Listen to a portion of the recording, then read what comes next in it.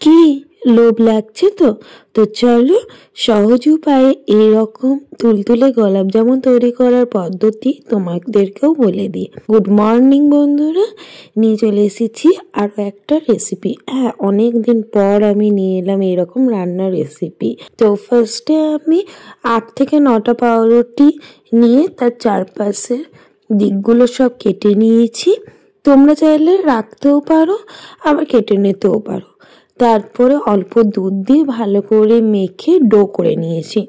প্রায় 10 থেকে 15 মিনিটের মতো আমি মেখেছি। যত ভালো মাখবে তত ভালো নরম হবে। তারপরে আমি সাদা তেলে ভালো করে ওই ডোগুলোকে ভেজে নিয়েছি এরকম লাল লাল করে।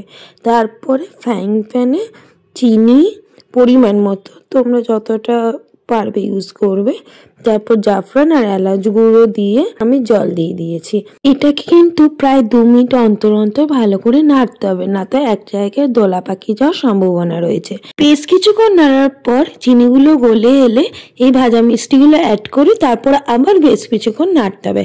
তারপর নামিয়ে নিয়ে এলাচ আর জাফরান অ্যাড করে প্রায় 2 ঘন্টার কাছাকাছি রেখে দিলে ভালো হয়। আমি একটা রাতের মতো রেখেছিলাম। একটা রাত লাগলে অনেকটাই সময় পাই রসটা মিষ্টির ভিতরে ঢোকার। আর দেখেছো কতটা নরম আর তুলতুলে হয়েছে মিষ্টিটা, একটু প্রেসার দিলেই ভেঙে যাচ্ছে। তো আর বেশি দেরি না করে তোমরাও বানিয়ে ফেলো এত সুন্দর নরম তুলতুলে গোলাপ জামুন। চলো দেখা হবে নতুন কোনো ব্লগে। টাটা।